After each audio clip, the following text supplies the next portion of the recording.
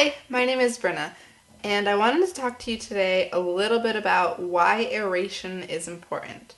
So, what is aeration, first of all? It's when you use an aerator, or a decanter, or a whisk, or whatever you want to use to force air into the wine.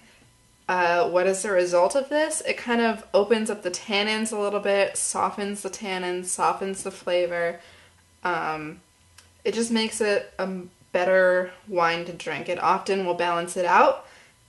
Specifically if it's a young wine, you definitely want to aerate because it can open up the bouquet. It makes it more accessible to you. It kind of lets your palate glide along it a little bit easier.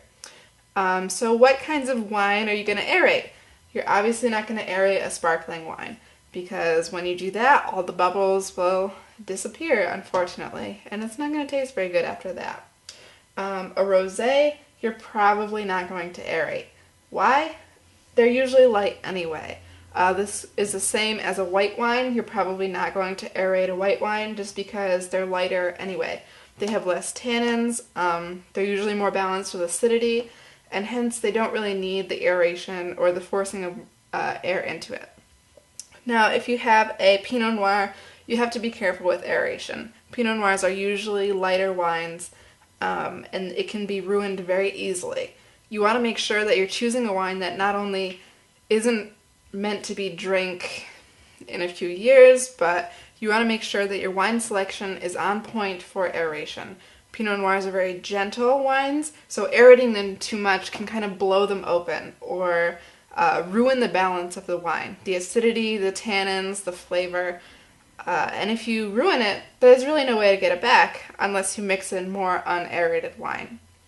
And then the kind of wine you do want to aerate is a dark red blend, maybe a Cabernet, Syrah, etc.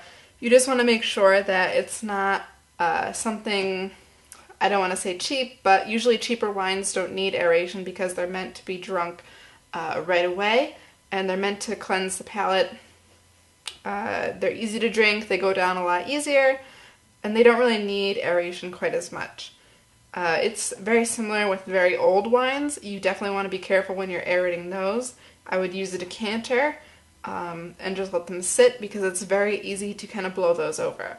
Once they've been sitting for a long time, they kind of lose a lot of the flavor and balance in the bottle. If it's too old of a bottle or very old, you just want to be very careful of losing everything, because then it's not much fun to drink and the experience is kind of ruined. So definitely use a decanter with those and let them kind of sit and mellow and chill by themselves. So wines that you should aerate, anything that you're planning on drinking that is maybe over 2 years old, blends that are kind of thicker, meatier, so a Syrah, Cabernet. You just want to be careful that you're not kind of blowing it open.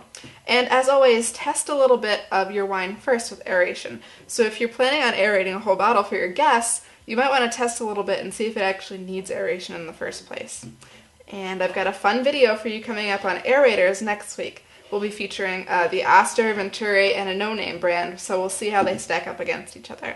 If you have any questions, feel free to shoot them over. Thanks!